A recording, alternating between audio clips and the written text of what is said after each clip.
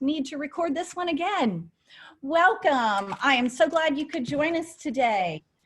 This is our 7th and final Tech Tool Tuesday of the summer, and today's session will cover some of the basics of Seesaw. And first of all, I'd like to introduce myself. My name is Karen Leonard. I am the Director of Education Technology and Computer Science here at the Oklahoma State Department of Education. I did not include my phone number on this slide just because I am still working remotely, and the fastest way for you to reach me is through email. You will receive a copy of this complete slide deck and all information shared today in a follow-up email later this afternoon. So you don't have to worry about taking notes or writing any emails or links down. We are set. I've just finished my first year at the Department of Education, and prior to that, I taught in Ohio, Georgia, and Oklahoma, many different content areas from K-8. I would also like to introduce a friend of mine. You will see her face in just a few minutes. Her name is Katie Sergala, and I figured that Seesaw is such a rich tool. While I was able to easily share information over many of the other ed tech tools throughout the summer, I wanted to make sure that I found an expert for this. So Katie Sergala is actually a Seesaw ambassador, and she might be able to share some information with you at the end of the session on that. But she is a person who knows this tool inside and out and will share her love and knowledge of this tool. I would also like to introduce Becky Morales. She's our Director of Media Services.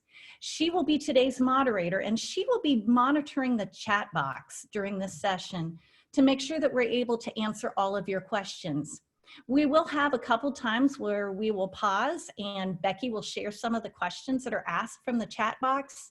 But at the end of this session, we will also have a time for questions and answers, and you're able to unmute yourself and share some of the information you might have related to Seesaw. I'm apologizing in advance today if some of your coworkers are unable to make it into this session.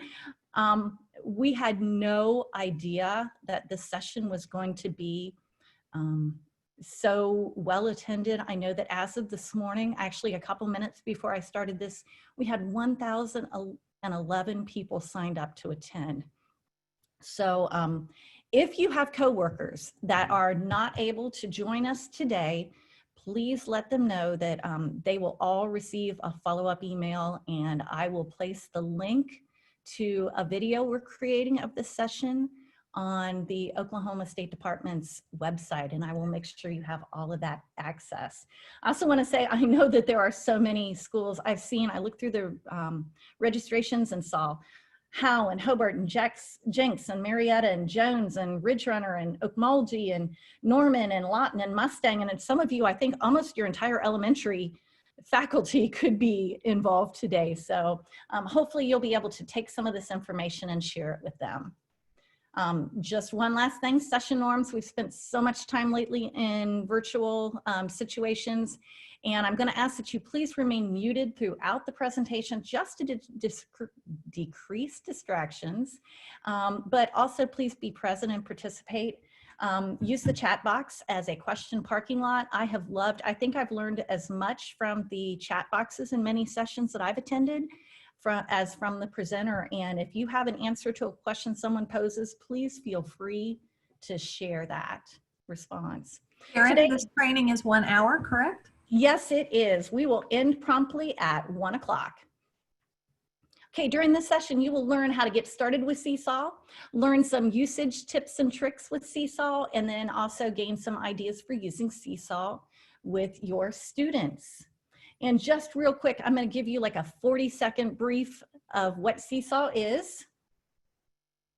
And it is coming now. Millions of students, teachers, and families in over 150 countries use Seesaw to increase academic achievement and build a powerful homeschool connection centered around student learning. With intuitive and open-ended tools, students go from consuming to creating in any subject and create a portfolio that grows over time. Because students record their voice, teachers gain insights by understanding each student's thought process, not just the end result. With Seesaw, all families can see and support their child's learning, regardless of language spoken or device used at home. And if you attended last week's session, you'll notice I used Edpuzzle to snag that video. So what Seesaw is, it is a great platform for student engagement. Teachers can empower students to create, reflect, share, and collaborate. It allows students to show what they know instead of just being passive learners.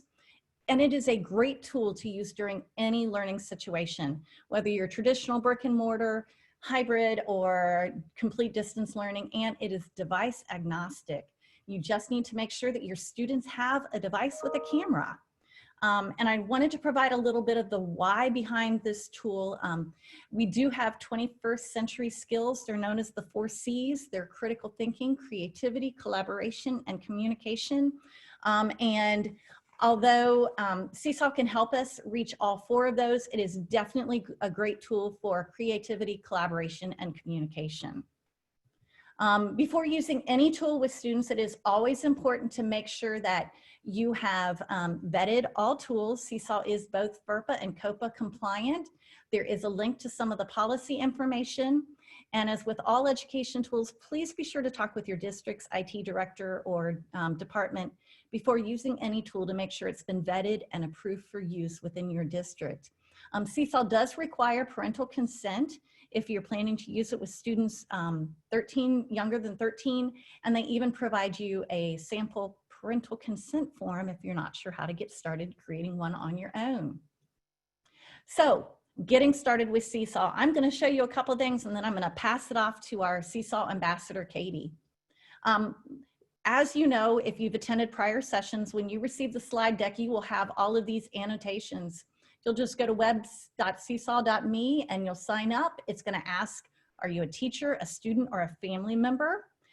You can enter your own connection information, or you can go ahead and sign up with a Google tool. And it's great because if you're a G Suite school and you sign up with your Google account associated with that, it's going to help with all the integration of the tools. There are 2 versions of Seesaw. One is the free version and there is a premium version, but everything that Katie covers today is going to be included within the free version. So on that note, Katie, I am going to stop sharing and you have been made a co-host, so you should be able to share your screen. Okay. Hi, everybody. My name's Katie Sergala, and I am so happy to be with you guys today. I am coming to you live from my classroom in Georgia. We headed back to school a little bit sooner than some other states. So I am in the middle of pre-planning right now, getting ready to welcome our children face-to-face. So our schools in Georgia are doing a little bit of everything. We were virtual in the spring for 9 weeks, however, and Seesaw became a lifesaver to me. Already I had used it often in my classroom, but in the spring, it just really helped us. So I'm going to touch on that a little bit for you guys today too.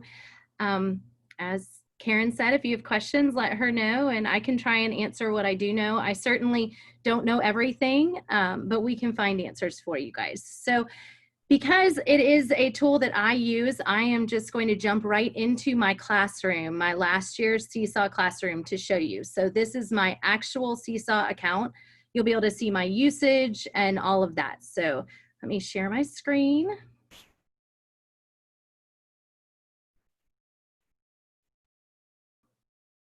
I'm sorry, 1 minute. Okay. Go, it's coming. Okay, all right. So when you come into Seesaw, you are going to do what Karen said and set up an account. The free account, I have used the free account. This will be going on year 4. So it's great. Our school uses the free account. You'll sign up and you'll come in and you're going to create a class. And so off to the left-hand side, you're going to see my name right up there. And it says there's 2 classes.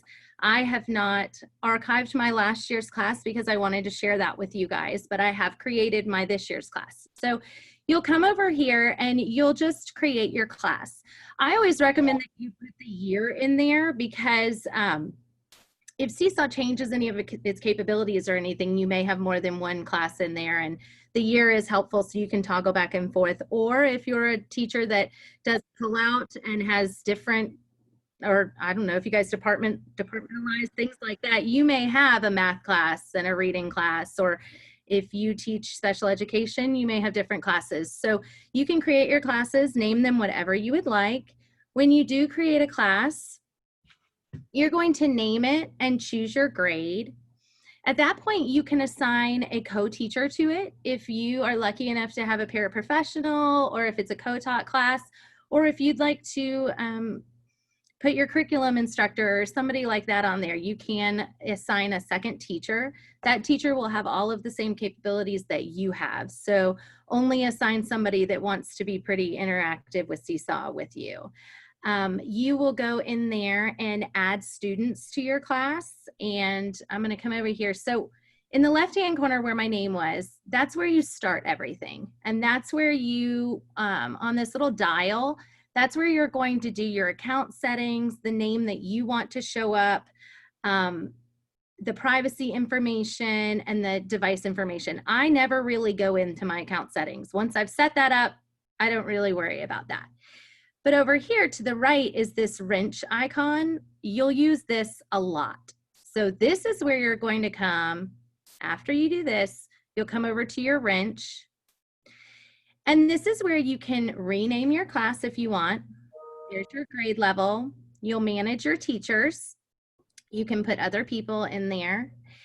Your class theme, you can decide for what color you'd like, that type thing.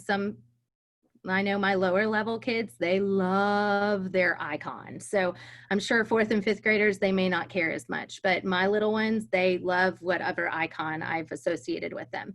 So you can come in here and you can choose your theme, and your icons will be associated with that. So you're going to come down here, and for the student sign in, you'll do one-to-one devices.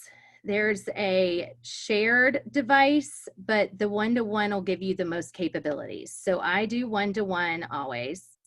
In your manage students, this is where you're going to add your students, and at any part during the year, anytime, if a child leaves your class, you can come in here and remove them, or if a child enters your class, you can come and put them in there.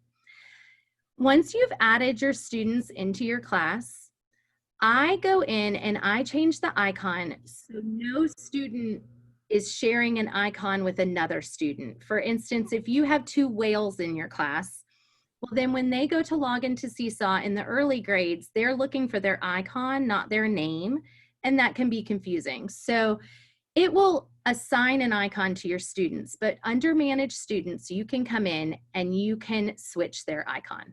It's very easy. You just click on it and switch it to another one. All right, that's where you add and take your students away. I always have a sample student. You can name it whatever you want. I have that so I can play. If I want to assign an activity, I assign it to my sample student first, and that's my student I sort of play with. All right, so that's in there under students. Seesaw does allow you, I tell parents that it is similar to a Facebook or an Instagram as far as you're going to post something and people can comment on it, but it's very private. So it's between the parent, you, and the student. There is this setting right here that says students can see each other's work. I have never had that turned on, but again, I teach kindergarten.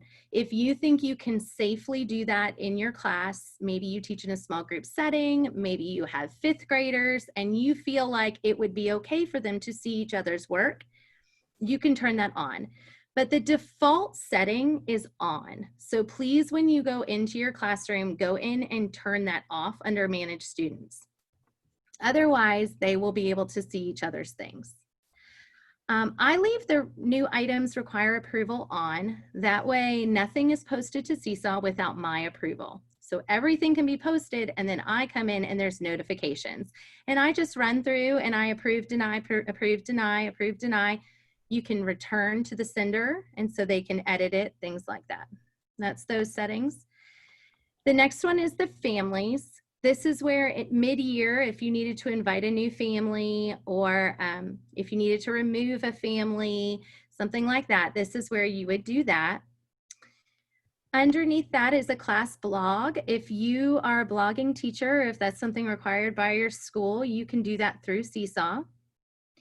Manage folders. I'm not going to go into that today. It's a deeper level thing, but that's something you can look into once you get settled with Seesaw. If you want to have a math folder, a ELA folder, a science folder, you can have folders set up, or you could have a first trimester, second trimester, third trimester, things like that. Manage skills is the same way. If you would like to put activities in there and things and rate them and color code them, you can do all that. Save to camera roll would mean that anything you put in Seesaw, if you have that turned on, it's going to save to your camera roll. So I leave that off. But that is the easy, let's see, going through the settings. I'm clicking on inviting families just so I can share with you how to get started. So you set up your Seesaw account, you'll put your students in, then you're going to go to invite families. I'm going to take my screen down because I didn't realize I had email addresses up there, or take that part down. But if you click on invite families, you're going to get 3 different options. You'll have there's a QR code that will be set up, and parents can use the QR code. I don't do that unless a parent contacts me and has not been able to log in and we've tried the other steps. There's an email option where you can type the parent's email address in that little spot and it will send them an email with the link to Seesaw and everything to get started. Or there is just a create a link. So what I do first always is I send a welcome email to my families and I put my link in there. So when you click create a link, it's going to give you a link, save it to your clipboard. You can put that in an email, send it off, and all they have to do is click the link, set up a Seesaw, and they're in. If that does not work, I follow up with the email option. If the email option still doesn't work, I do a QR code and we get them in that way. So you have 3 ways to get your families in. Really, I think it would depend on how you communicate with your families. My first year I did it at an open house. And so they were all physically present with me and we did use the QR code. So you can do whatever you'd like there. After you've done that, your Seesaw is pretty much set up. So you are ready to go. I was telling Karen that when I first started using Seesaw, it was a new tool to our school. Nobody had used it. And it was November when I learned about it. So it was mid-year. And I decided that I really wanted buy-in. And this was back several years ago. So people weren't really talking about Seesaw and that kind of thing. And so I made myself a promise that I was going to post something every week for a few weeks, just so the parents would get used to it and see it. Well, about 2 weeks in, the parents were begging for more, so I had their buy-in. But if you start this platform, I would definitely use it. Use it in the beginning so the parents are used to it and they're looking forward to it. Katie, before we go on to some additional uses, we have at least two questions that have come up. And one, do you know, many tools promote or create a welcome letter to parents or emails to kind of let them know? Do you know if they have any information? Yes, when you generate the email, it includes all of that. So yeah, when you click on send email, it will do that. And you can even send the email just to yourself if you'd like to invite yourself first so you see what that says. But it gives it to you to copy and paste. So it is in there under invite families. Okay, and then we have another question I think we'll get to later because it's talking about co-teacher and adding videos. So I want that person to know that we will reach that toward the end, and I'm gonna let you keep going. So as far as a co-teacher, I don't know if this is the question and you can ask later, but a co-teacher will have all of the same capabilities that you do as a teacher. So when I was home in the spring, and we are very blessed where we are to have a full-time paraprofessional in our kindergarten. So my partner, Miss Butler, she would go in and she could do everything in Seesaw that I was able to do. So if you add a co-teacher, they are able to do everything that you're able to do. All right, so I explain Seesaw to my students the same way I explain it to my families. This big green plus button is where all of the action starts, and it's where everything pretty much happens. So as far as loading things and getting things on Seesaw, for a student, it's the same as a parent, as the same as a teacher. This plus button is how we're going to work around Seesaw. I should show you this on the right first. These are your students popping up, and they each have what Seesaw calls as a journal. And within their journal is everything in Seesaw, your communication, your photos, their work, anything that's associated with that student is in their journal. So those are over to the right. You can view on your home screen when you log in, you'll have two different options for viewing things. Typically, I use this view, which is the items are just stacked on top of each other in order of this is my most recent. I can go down and it's later on. During home learning, Seesaw calls virtual learning home learning. So during virtual learning in the spring, I used this calendar icon a lot because I was able to show the productivity of my students and my class this way. But you can click on the calendar view, and this is just going to show you a different view of the class. Let me go back to the spring when we were in online learning, and you can see how active my class was each and every day during virtual learning. So I had 16 students in my homeroom. So you can see roughly they were each turning in about 3 different activities a day via Seesaw. But I could go to one specific day and click on that day. And this will now show me all of the items that were turned in on that one particular day. So there's 2 different ways to do this. If you know that you posted an assignment on December 11th and you're going back to check on it, well, you can just go to the calendar, go back to December 11th and check on it. But you can also show your administrator, your curriculum support teacher, or somebody that in your building that's curious how things are going. You're able to show them, we have 45 posts today on Seesaw, and this is the activity we're doing. I also say that these journals are wonderful documentation. So if I have my little friend over here, Aaron, and I'm about to meet with his mom and we need to talk about some things, and I can't grab the papers and the folders that I have in the classroom, I can grab my computer, go, and I'm able to really have a healthy discussion about my friend using these work samples here that I have. So that is also a great way for you to use Seesaw. While you were talking about student work, we do have a couple questions. Yeah. So you were showing the assignments by calendar, but you could also see assignments by student. So you're able to keep track of Yes. work each student has done that. And is there a way under activities that you can see which students have not completed? Okay. So as far as home learning, or let me just talk to you about this real quick. Okay, so when you set up Seesaw, if your school is going virtual or your classroom is going virtual, what you'll need to do is, well, I'm going to backtrack real quick. When you load the app, you need to load Seesaw Class. That's super important. And I think you might have mentioned that, Karen, but Seesaw Class. A parent is loading Seesaw Family.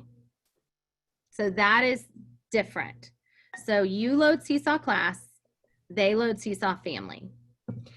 Once you've set up Seesaw, if you want to have a 2-way connection for work, so Seesaw typically is I post work, students complete work, I post announcements, students read them and can comment, but they cannot turn in work from home. They can from school, but they cannot turn in work from home unless you do this home learning code option.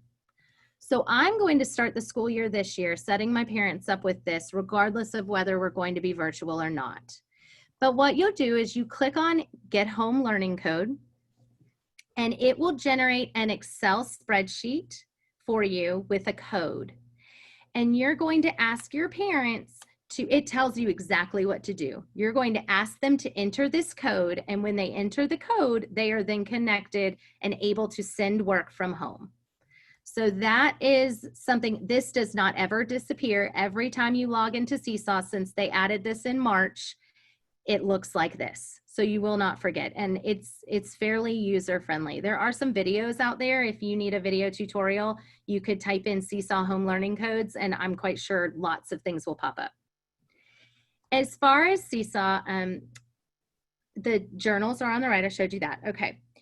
You can do several things. You can post pictures of work. I find that some of the best work my kids do is work that stays in the classroom until May when I send it home. Their journal entries are precious. And the parents don't get to see that.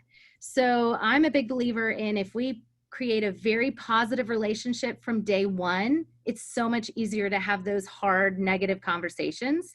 So this is your opportunity to build a positive relationship.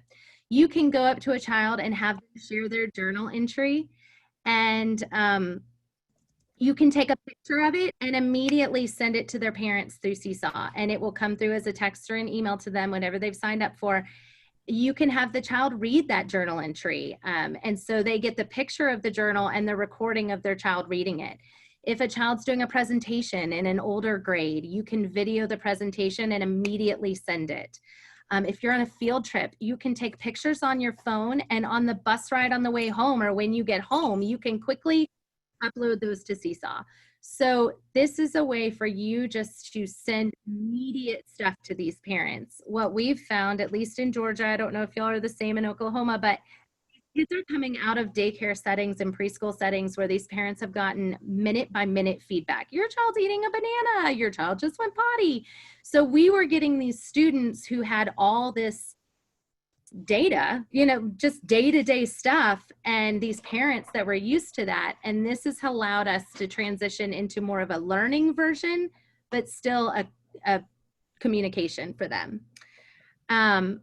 Parents can comment on things, and then you will approve those comments. So during the day, if I pull up my phone on a break when the kids are gone and I see that, or my computer shows me an alert, I see that there are some comments, I'll pull somebody over and say, Erin, your mom just told me this about your journal, and they love that.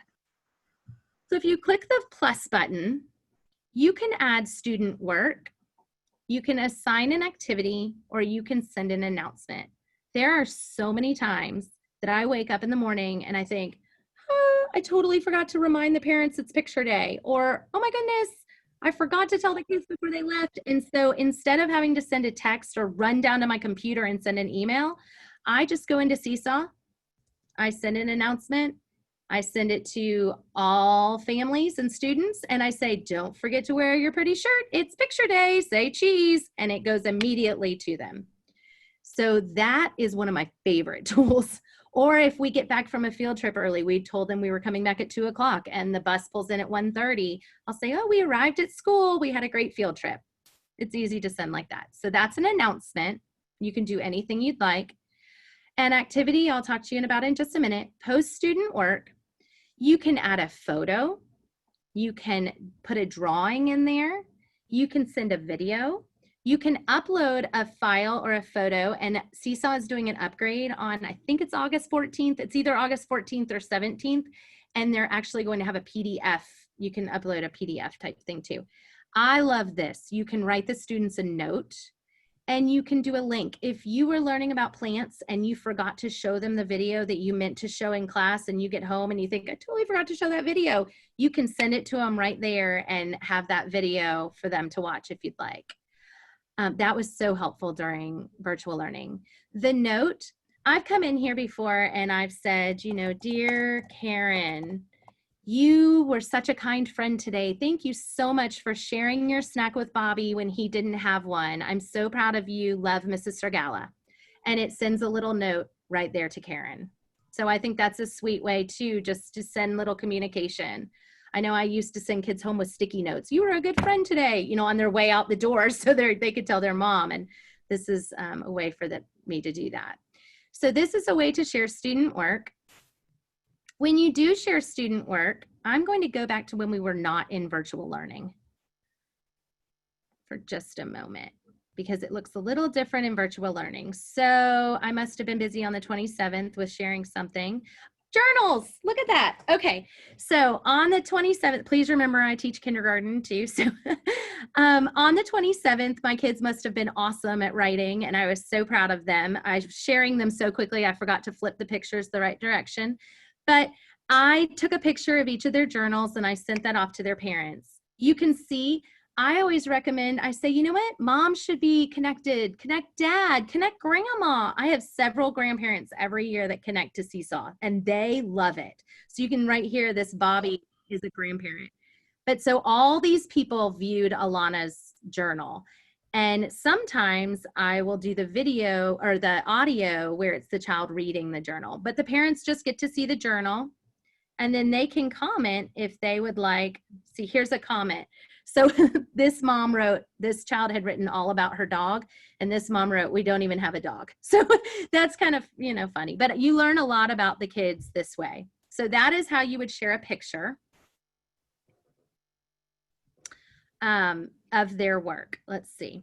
You can do the note, like I said, and then you can, so I'll go in here sometimes and I'll do post-student work. If we're at a small group table, and one example was one time during math, I was teaching them about base 10 blocks and things, 10s and 1s, and I had them all build 12. And so they built 12 and with a dry erase marker wrote the number 12 next to it on the table, and I quickly snapped a picture and I uploaded that. So the parents saw that we were building it and making the number, just examples of your day and a little window into their world.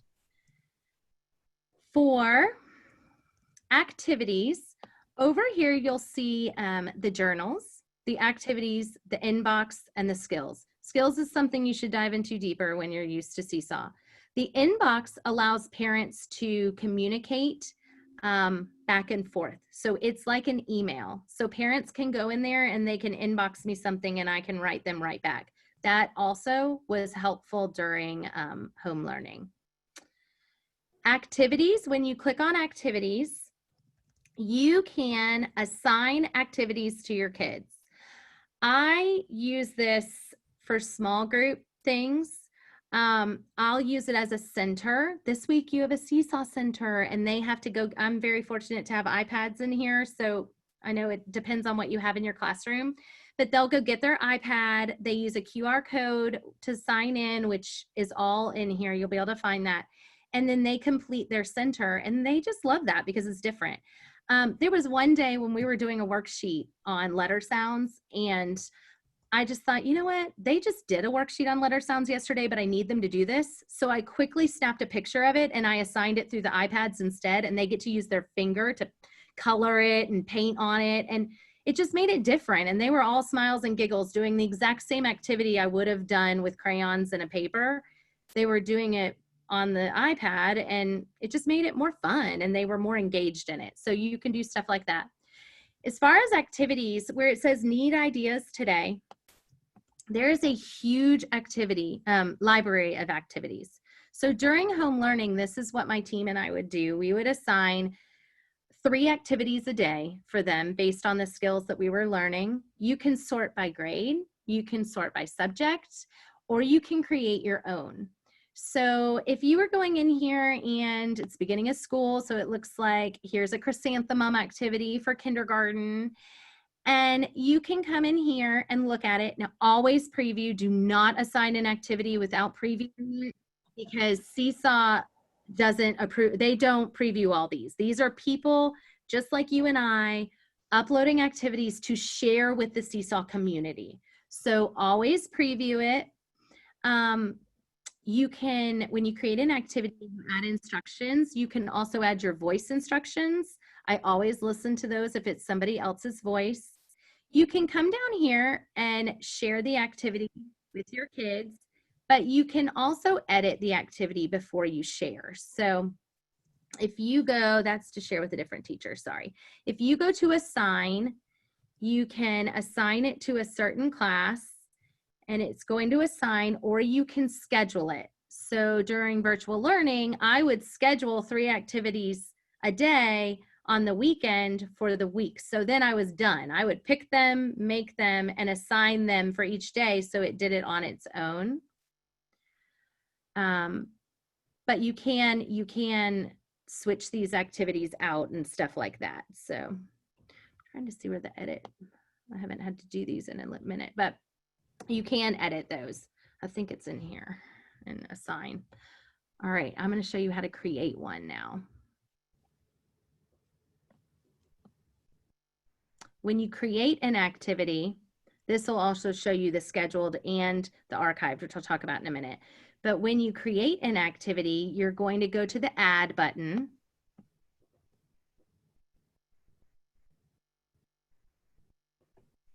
And you'll come in here and you will create a new activity. And this is where you may call it, you know, math work Monday. And you can add a template. You can add voice instructions, your instructions for what to do, and then you assign it. And once you have assigned an activity, I'm going to show you what it will look like so you know. Karen asked this question earlier.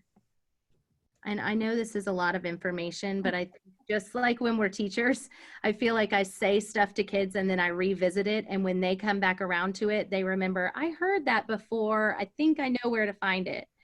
So I do apologize that it's a lot of information. But let me come in here and find an activity. There's my sweet babies. Okay, so this was a camping activity because we did Camp Kindergarten, and that shows how he is finished with it and what my paraprofessional helped him with, gave him the comment. And we also there, when they turn in an activity, there is a approve, and then there is a return. I forget what it's called, but it's something like return for edits, and you can give them feedback and say, please redo this, please fix this mistake, and then it goes back in. But when you go to activities, you'll see the ones that are assigned. Here's an activity that was assigned and nobody did it because that was the last week of school. But it'll tell you right here how many students responded to it, how many are waiting for approval, how many have started it but haven't finished, and how many have not responded. So you can look down here, and then if I clicked right here, it's going to show me exactly which students completed it. So you can, now our activities, when we were virtual, we would assign several and tell them 3 were mandatory. So we gave some choice. So they still could go through and choose. When a child logs into Seesaw, they have to go to the light bulb to see their activities. And when they click on the light bulb, it's going to bring up all the activities that are waiting for them. So I told Karen one of my useful tips was that I go in after each week and I archive activities, because if you don't archive the activity, it's going to always appear under their activities. I don't know if there'll be a workaround for that someday or if that will change, but make sure they do pile up. So I noticed that when students were completing the same fun activity over and over and over, and I thought, how are they doing this over and over and over? So I realized I had to archive those activities. So go in there and kind of clean house every once in a while. I'm trying to think of some things that I said: share a note, share photos, announcements, documentation. One thing that I did last year when I was having conferences is I had an iPad with Seesaw pulled up and that individual child that we were talking about. And I went through and used the calendar icon right here to go to August. And I found a journal entry and I had their current journal open. And we just talked about how, you know, how they've grown and some of the places that they had really focused on and things like that. So you can use it to show growth, progress, communication. The first day of school, my plan is I do this on the first day of school, just a way for you to get started. Those little parents are sitting at home, just biting their fingernails. They're so, you know, what's going on? And so I post a picture of the student working and a picture with a welcome to kindergarten sign. But that just eases their little minds. And I know I have my personal children are older, and I loved as a mom being able to see my daughter in her classroom.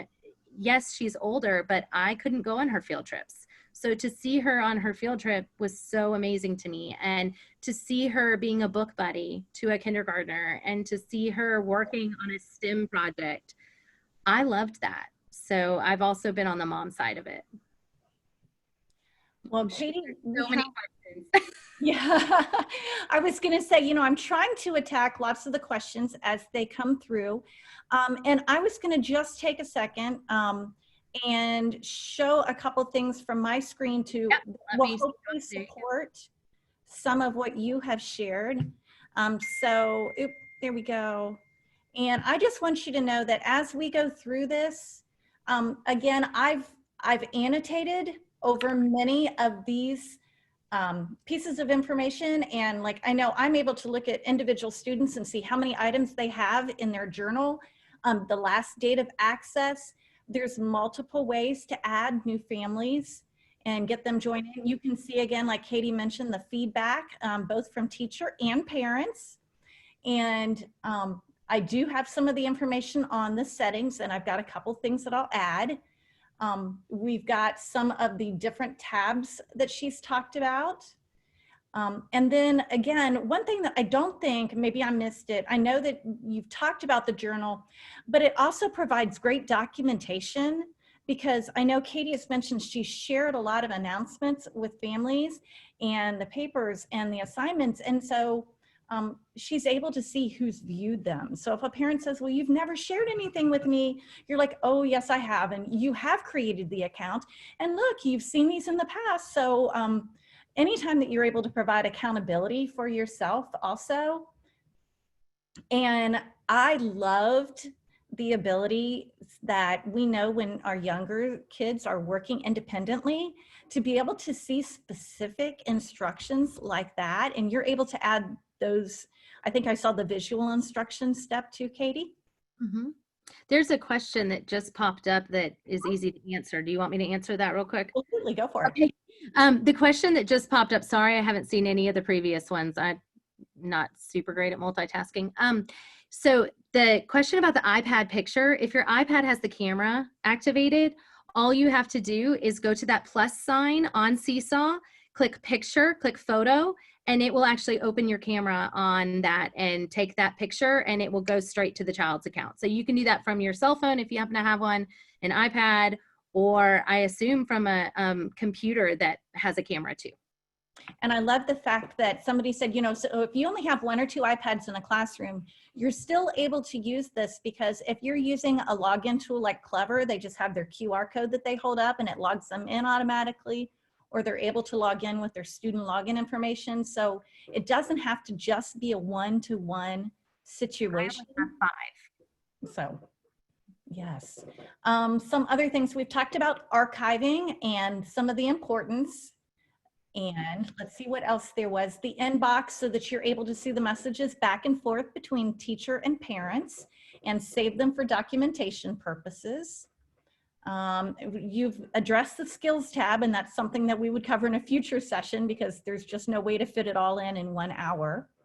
A reminder of the activity library and the fact that you're able to access it by grade level and content area, and that you're even able to assign the information on a specific day and time.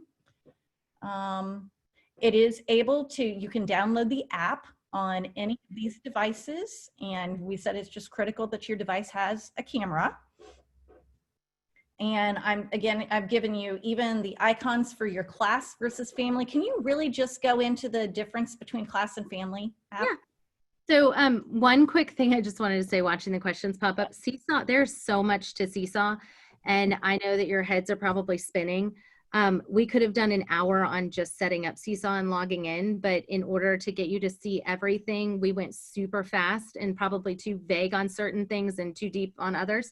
But Seesaw has amazing videos, and you can go to the website and click on PD in pajamas, PD in PJs, and click on so many different things. So I promise you, if you're stuck, it is so user-friendly, and they have a support network, a chat box, everything. So don't worry about that.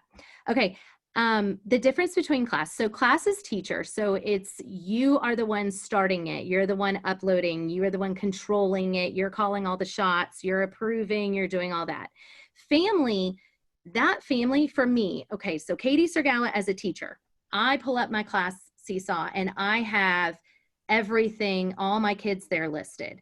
I pull up my Seesaw family and all I can see is Emmy, my youngest one. So that is hers. When a mom or dad or grandma or grandpa or uncle or caregiver pulls up Seesaw, all they are going to see is their child. So that's the biggest difference. You can be associated with more than one child, and you can be connected with twins even in the same class. So that is too deep to go through today, but you can find that on the Seesaw website. Just saw a question pop up. I will get that link to Karen about Seesaw PD and PJs. What about, so if you have exploratory teachers or enrichment teachers, would they need to create their own account and then, because they can't be probably a co-teacher, I mean, they could be a co-teacher. They may have changed the capability. I don't know. Becoming a Seesaw ambassador, basically, if you do a certain amount of hours usage and you're really involved with Seesaw, you can fill out this application to be an ambassador. And it just means I get free training and I get to learn more about Seesaw, but doesn't mean, you know, I work for them or I know all the questions, but they, it used to be you could only have one teacher associated with one additional teacher with the free account. That could be different now. The paid account, you can have several. So if it's the one on the free, then it's just the one on the free. They'd have to have their own account. So parents would just be able to see on the app that here's their art class and here's their kindergarten class, and that would be easy. I know I've got some blank slides in here because I'm going to backfill. Katie was talking about the fact that you want to be consistent with your usage, but you also want to make sure that it's manageable, because if you start sending off every little bit to parents at the start of the year, then they're probably going to expect that for the remainder of the year. So make sure that it's attainable. And we've already talked about documentation, some usage ideas. So Katie's already said that she has used it both within her classroom in a traditional model where, you know, she's got 5 iPads in a classroom and they are going from place to place. Maybe they're in a center activity. I've seen students, you know, go over into their corner and they're there to log in, you know, once or twice a week and do assignments. But it also makes for a very smooth transition from a typical classroom or your normal classroom to, you know, hybrid or distance learning. Although we've really kind of focused on the littles, it can be used K-12. It does integrate with Google Classroom, but I would think, you know, the majority of schools probably do like pre-K through 3 or 4 at the max, just because it does seem to be a little elementary for some of the olders. Somebody did ask, yeah. Students can be associated with more than one class. That was the answer, but teachers, yes, only 1 to 2 teachers can be a class, but student can be in several classes. And I use my phone the majority of the time. Not everybody has a smartphone, so I get that. So the question was asked what I use. I do a lot of it from my phone, but that's because I have the app and I can. An iPad works really well too, but then during virtual learning, I did a lot from my desktop. So they are changing it where there'll be a direct link for activities for a PDF and for parents to print the activities. So those things are updating on August 14th. So it's easy to use from a computer too. Great. One thing that you did mention, and we also had a question about this in the chat box, was I think the biggest difference you said between the paid and the free version is that with the free version, like when you end your class, you end your class. So Katie, this is an example of an email she sent to her family saying, hey, our class is about to end, but here's what you can do to save all of your work so that, you know, they're able to create their own family portfolio for students. And it just creates a zip folder on your computer because I did it of my daughter, and I have her zipped kindergarten, her zipped first grade, and her zipped second grade. So I can click on that at any point and relive the moments. We have provided you with many, many links. Like Katie said, the Seesaw website has a multitude of information and materials for you. I did put the link for the your PD and PJs in the chat box, but you might even want to go back. We know that especially in periods of distance, well, anytime, students love choice. So there's even a way that you can make a clickable choice board that can be used within Seesaw. Obviously, if you're a beginner learner, that probably would be a little bit of a jump. We want to just take baby steps. As Katie was saying, unfortunately, so many educational software companies wait until like mid-August to update. And so while there's a lot of information being shared, we know that very soon, this link might be helpful because it will be what's new in Seesaw. Seesaw community, now I know that August 7th is like just a couple days away, but they do have a free course within there that you're able to participate in until August 7th. We've got an overview of getting started. So you will have the video to refer back to, you will have a copy of the slide deck to refer back to, and you'll have this. There are a couple high school things. This was a more recent one that Katie sent, 100 ways to use Seesaw, and obviously it makes a copy so that you have that information, and creating a book trailer. So some of this is app smashing. You're taking maybe iMovie and creating something, and then they're sharing it within Seesaw. Katie, can you think of, I know we've got like 9 minutes left. Something. Yes. Okay. So, I thought of the fact that when you put things, you as a teacher can upload to the journal and not have parents see it. So there are some times, I know we had what we call at our school a student tutor. I actually didn't tell y'all this, but I teach at a school that is pre-K through 12. So we have all ages of learners on our campus, and very fortunate to have some high schoolers that'll come in and help us out. And counting 1 to 100, it's like in kindergarten, but you have to do it all the time to assess them. And so I had my helper go in the hallway, and she was able to record the kids, and I could keep that as an assessment thing for me and go back later and that type of thing. So you can add to their journal and not have their family see it. So there can be some private stuff in there if you want work samples and stuff. Just be careful when you upload things. When you do, you can choose whether you want it to go to just the child or the whole class. And I tell all my friends around here when I teach them about Seesaw, do not Seesaw in a rush, because if you have your phone and I will tell you from a personal mistake, I had this little child that was a behavior situation and had a great day. And so I gave him this little certificate, I was an awesome friend today, whatever. And I took a picture of him and I went to send it to his mom, and then I sent it to the whole class. So I was able to delete it quickly, but it was a positive, but it shouldn't have gone to the whole class. So just be careful when you do that and think through what you're posting and who you're sending it to.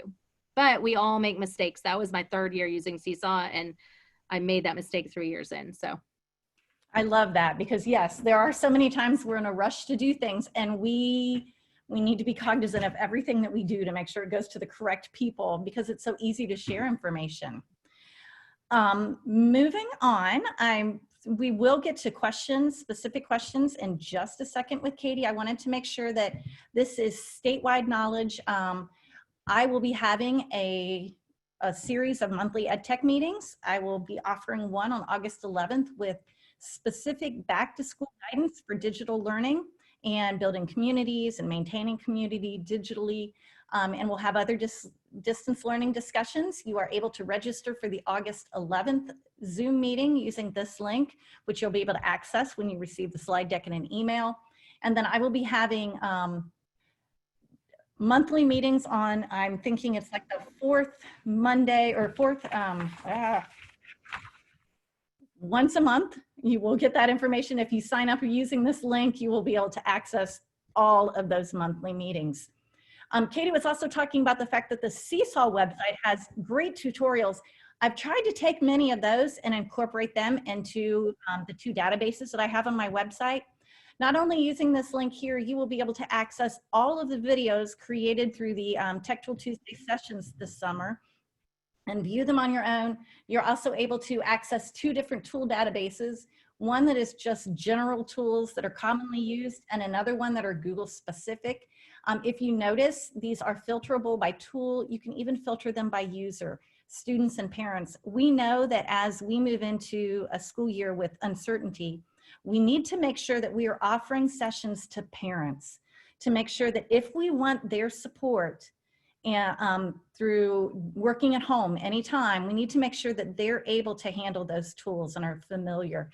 All of these videos or text tools are like maybe 3 to 5 minutes long, so that they're little tiny chunks that you could send out in an email to your parents or through Seesaw with your parents. So I know some of you, I think your heads are spinning.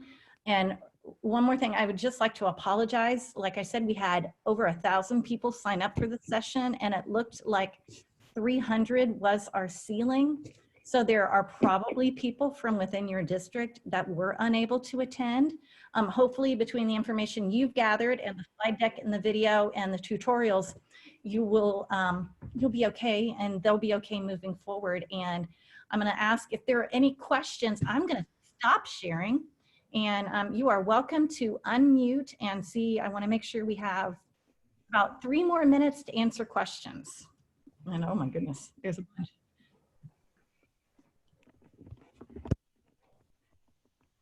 I think that especially if you're a K3, K4 teacher, this could almost be, there are some tech tools that are like life-changing in my opinion.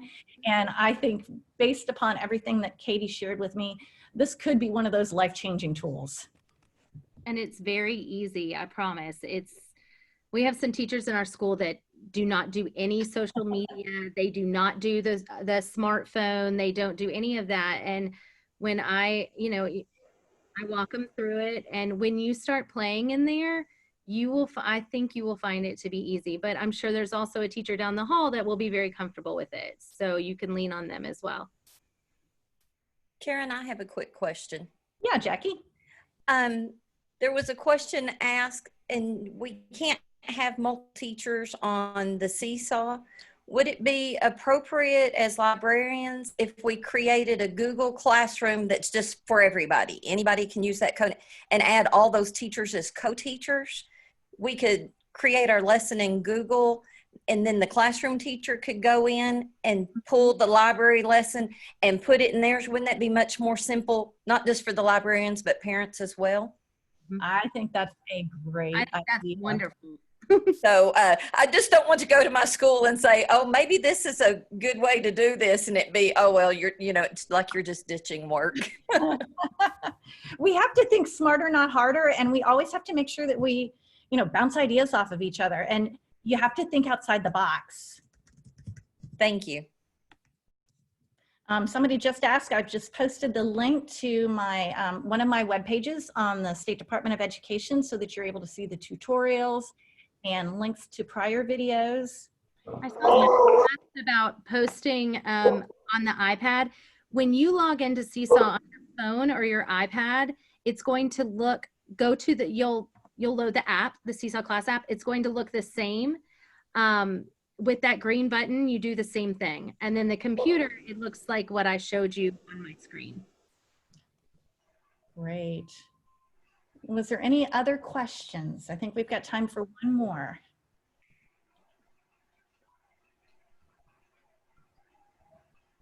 Going, gone. Katie, thank you for taking time out of your first day back to share your knowledge. Again, we know it was overwhelming. Please email me and I will find answers and share things with you. And I just appreciate you taking the time out of your summer, again, to learn more ways that you can help your students be successful this school year. So thank you. Have a great afternoon, and bye, Katie. You can go to your meeting. Bye. Thank you. Bye, guys.